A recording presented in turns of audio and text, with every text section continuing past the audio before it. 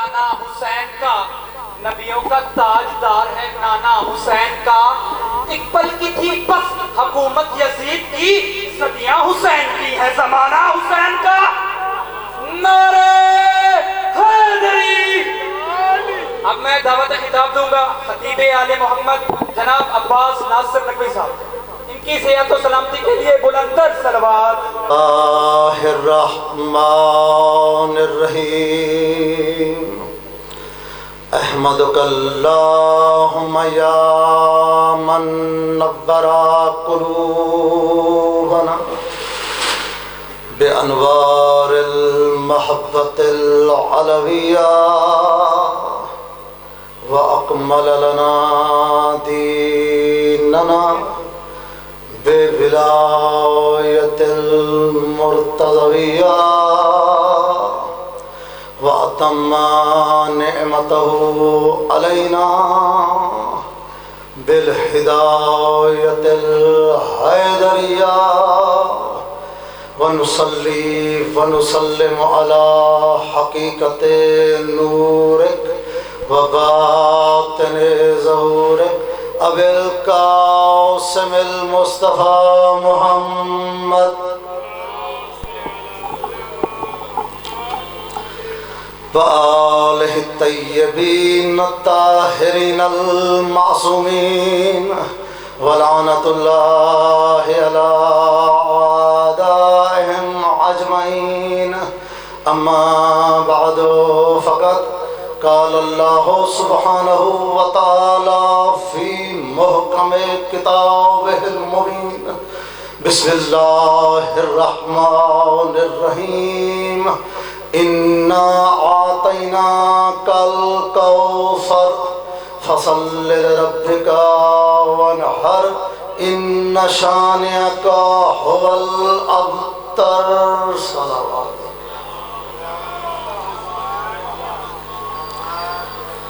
صلوات کا پڑھنا عظیم عبادت ہے۔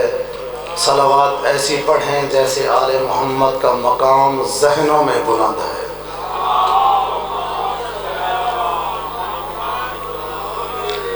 اپنی اپنی صحت و سلامتی کے لیے صلوات بھی پڑھتے ہیں، تھوڑا تھوڑا آگے بھی جاتے ہیں۔ بر محمد و آل محمد بلندتر صلوات۔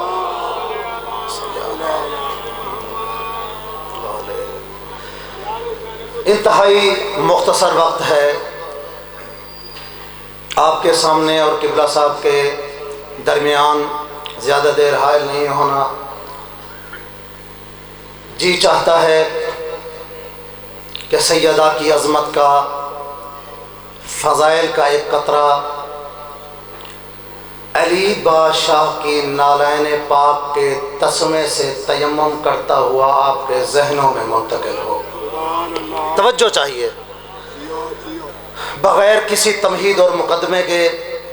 الحمدللہ ہر بندے کے پاس گھڑی موجود ہے، وہ ٹائم نوٹ کر لے۔ بندہ حقیر کا 10 منٹ کے اندر جہاں تک آپ نے سن لیا، آپ کا اپنا مقدر، جسے بات سمجھ آ جائے اس کی آواز سے بھی پتہ چلنا چاہیے، اس کی زبان سے بھی پتہ چلنا چاہیے۔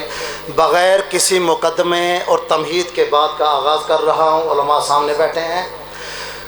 میں نے آپ کے سامنے جس آیہ مجیدہ کی تلاوت کرنے کا شرف حاصل کیا، 3 آیتیں، 42 حروف اور 10 الفاظ پر مشتمل مختصر سا سورہ ہے کہ جس میں پروردگار عالم اپنے حبیب سے محو گفتگو ہے، خطاب فرما رہا ہے۔ اپنے حبیب سے، اپنے مزمل سے، اپنے مدثر سے، اپنے طٰہٰ سے، اپنے یاسین سے خطاب فرما رہا ہے۔ دیکھنا میری طرف، انتہائی معروف و مشہور آیت ہے شمسی صاحب۔ جو آیت جتنی مشہور و معروف ہوتی ہے، خطیب کے لیے اتنا بڑا چیلنج ہوتی ہے، اور اسی طرح سامعین کی بھی اتنی ذمہ داری بڑھ جاتی ہے کہ وہ خطیب کے ساتھ اپنا ذہن ملا کر سفر کریں۔ پروردگار نے آواز دی، اے حبیب، ہم نے تمہیں کوثر عطا فرمائی، فصل لربک وانحر، اپنے رب کی نماز پڑھ اور قربانی دے۔ بات پہنچ رہی ہے نا؟ اپنے رب کی نماز پڑھ اور قربانی دے، انا شانیہ کا ہول ابتر، بے شک تمہارا دشمن ہی ابتر رہے گا، دم بریدہ رہے گا، مقطوع النسل رہے گا، بے اولاد رہے گا۔ خدا منبر حسین کی قسم یہاں تک لے آنا چاہتا تھا۔ پہلا جملہ معرفت کا شان نزول اس آیت کا بیان کرتا ہوں، دیکھتا ہوں آپ کی سماعت میں کتنا جملہ آ چکا۔ جو سمجھ گیا تو باب نجف تک آواز آئے، جو نہ سمجھ سکے وہ ساتھ والے کا شانہ ہلا کر پوچھ لے بات ہوئی کیا تھی۔ میں نے کہا کہ پروردگار نے آیت نازل کی، شان نزول، اس کا شان نزول کیا ہے کہ رسول خدا صلی اللہ علیہ وسلم، صلوات پڑھیں ایک رسول کی ذات پر، سرکار ختمی مرتبت صلی اللہ علیہ وآلہ وسلم کا ایک بیٹا، ویسے تو تاریخ میں 2 بیٹے بھی ملتے ہیں، جناب ابراہیم تقریباً 2 سال کے تھے جب سرکار اسے دفن کر کے واپس آ رہے تھے۔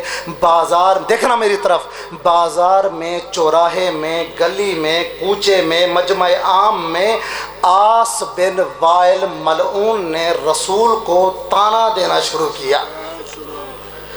اس بدبخت نے تانا دینا شروع کیا، لوگوں سے خطاب کر کے کہتا ہے، اے لوگوں یاد رکھو اس محمد کے اسلام، یہ جملہ قابل غور ہے، اسی پر میری مجلس کی بنا ہے، یہ اس محمد کے اسلام سے گھبرانا نہیں، اس محمد کے اسلام سے گھبرانا نہیں۔ کیوں؟ کیونکہ اس کی تو کوئی اولاد ہی نہیں ہے۔ توجہ نہیں فرمائی آپ نے، اس محمد کے اسلام سے گھبرانا نہیں۔ کیوں؟ کیونکہ اس کی تو کوئی اولاد ہی نہیں ہے۔ جب اولاد نہیں ہے تو اس کا اسلام آگے کون پھیلائے گا؟ توجہ چاہیے۔ آس بن وائل کافر تھا، لعنتی تھا، بد زبان تھا، بدبخت تھا، بدتمیز تھا، مگر اتنا جانتا تھا کہ اسلام کو پھیلانے والے اصحاب نہیں ہوتے، اولاد ہوتے۔ اسلام کو پھیلانے والے اصحاب نہیں ہوتے، حیدری اصحاب نہیں ہوتے، اولاد ہوتی۔ ایک منزل اور التماس دعا، جیسے ہی اس نے تانا دیا، قلب مطہر پیمبر اکرم غم زدہ ہوا۔ جیسے قبلہ صاحب فرما رہے تھے پچھلی مجالس میں، جیسے ہی قلب کو ٹھیس پہنچتی ہے آنکھیں اس کی ترجمانی کرتی ہیں۔ بے شمار جیسے ہی رسول خدا کے قلب کو ٹھیس پہنچی، آنکھوں سے آنسو ٹپکے، اللہ نے جبریل کو کہا، جبریل اپنا عرش چھوڑ، یہ عرش چھوڑ۔ جبریل نے عرش چھوڑا، دیکھنا میری طرف، رسول کی خدمت میں آیا، کہا اے رسول، اللہ فرما رہا ہے میں تجھے کوثر عطا کروں گا۔ شیعہ مفسرین کی بات نہیں کرتا، فخر الدین رازی سے پوچھا کہ یہ کوثر کون ہے؟ فخر الدین رازی نے کہا کوثر سے مراد محدثہ، کوثر سے مراد فاطمہ، کوثر سے مراد سدرہ، کوثر سے مراد طاہرہ، کوثر سے مراد بطول۔ فخر رازی لکھتا ہے کہ اللہ فرمانا یہ چاہتا ہے کہ اے رسول تو پریشان نہ ہو، قیامت تک کسی کی اولاد ہو نہ ہو، تیری اولاد ہوگی۔ آج بھی پردہ غیبت میں ہمارا بارواں اعلان کر رہا ہے، میں کوثر۔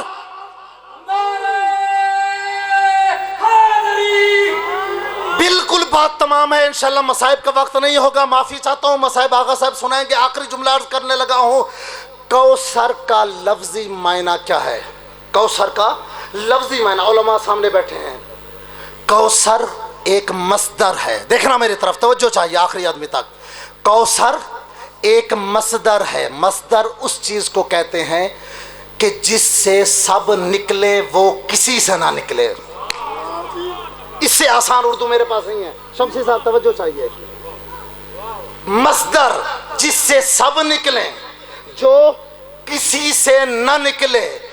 تمام علماء لکھتے ہیں کہ لفظ کوثر کا مطلب ہے خیر کثیر، خیر کثیر یعنی ہر خیر، کائنات کا ہر خیر نکلا ہے کوثر سے، اور کوثر ہے فاطمہ۔ ہر خیر نکلا ہے کوثر سے، اور کوثر ہے فاطمہ۔ یہ خیر کیا ہے؟ میں نے قرآن سے پوچھا کہ اے قرآن یہ خیر کیا ہے؟ قرآن نے آواز دی بسم اللہ الرحمن الرحیم وَرَبِّكَ خَيْرٌ وَأَبْقَى، تمہارے رب کا خیر ہی، تمہارے رب کا رزق ہی خیر ہے، تمہارے رب کا رزق ہی خیر ہے۔ تو معلوم ہوا، دیکھنا میری طرف، تو معلوم یہ ہوا کہ جو اللہ کا قسم سے جو اللہ کا رزق ہے وہ خیر ہے، جو خیر ہے وہ کوثر ہے، جو کوثر ہے وہ فاطمہ ہے، جو کوثر ہے وہ فاطمہ ہے، جو بھی رزق ہے وہ خیر ہے، جو خیر ہے وہ کوثر ہے، جو کوثر ہے وہ فاطمہ ہے۔ اللہ اب یہ رزق کیا ہے؟ روٹیاں رزق ہیں، دولت رزق ہے، حکومت رزق ہے، جاؤ حشب رزق ہے۔ آپ نے دیکھا نہیں؟ آئیے اگر روٹیاں لینی ہے تو در فاطمہ پر آؤ، اگر حکومت لینی ہے در فاطمہ پر آؤ۔ آپ نے دیکھا نہیں آسمان کے فرشتے روٹیاں لینے کسی صحابی کے در پہ نہیں ہے، فاطمہ کے در۔